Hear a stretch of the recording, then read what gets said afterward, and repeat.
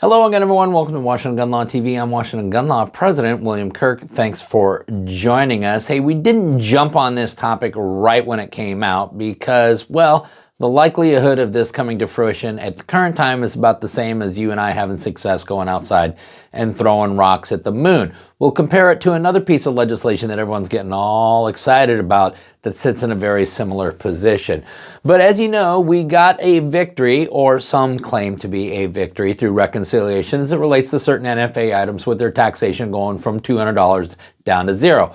They remain, however, under the purview currently of the NFA, and that can prove to be a big problem. Let me show you exactly what kind of a problem it can prove to be, because we got a well-known civilian disarmament senator who's already proposing ways to get back at gun owners nationwide. So today, let's spend a few minutes and let's talk about, did we really win anything on the big beautiful bill?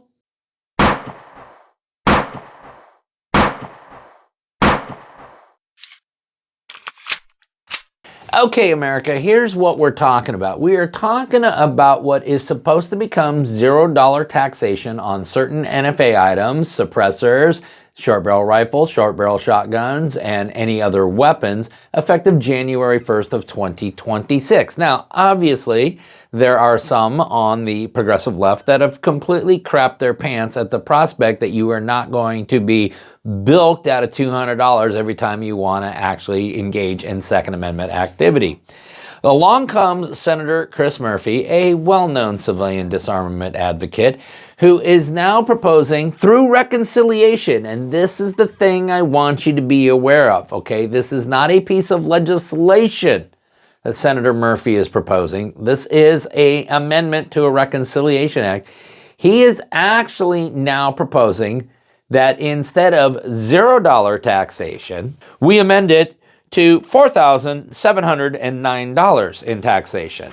Why is that? Well, that's the $200 tax stamp in 1934 adjusted for modern inflation. Now, many people got online, some of the content creators and all things like that, completely freaking out, getting some of you all whipped up in a frenzy.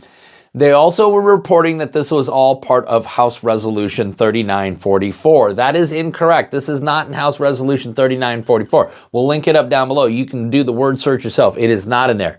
It is in a Senate amendment to House Resolution 3944, which is a reconciliation bill. It is Senate Amendment 2973, again sponsored by Senator Chris Murphy. The amendment, if it were to be adopted, and that's where this whole thing breaks down, if it were to be adopted, yeah, so suddenly a whole bunch of Republicans decide, no, you know what, instead of the $0 taxation, let's put it at over $4,700. That would go over really, really well, especially how many of you are feeling right now.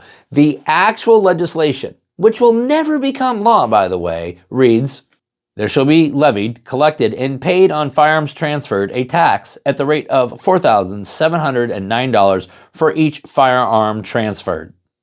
Okay, now I said earlier that this really does not have a realistic chance of coming to fruition. I stand by that, although it is only reconciliation. Another piece of legislation, just on a side note, that's being kicked around and everyone's flipping out about it in a good way, is the FIRE Act. You know, the national, we're going to strike all magazine capacity bans in states through federal legislation. Wonderful idea, unless you really truly believe in the 10th Amendment.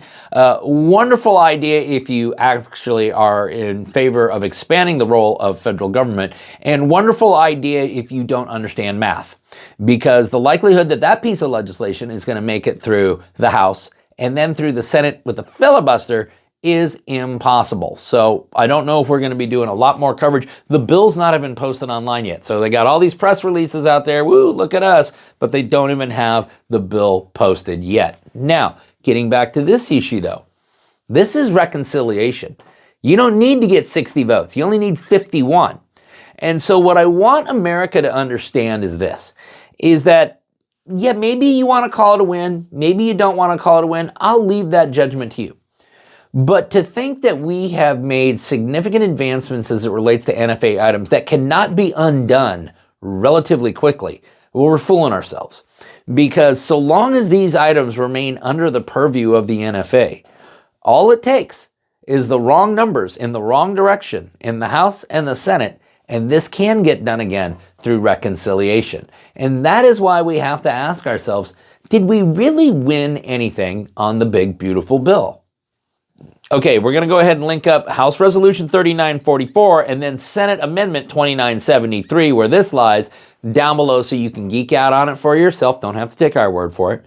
Now, if you got any questions about this or anything else related to what's left of our Second Amendment rights, you guys should know how to get a hold of Washington gun law by now, but if you don't, that's okay.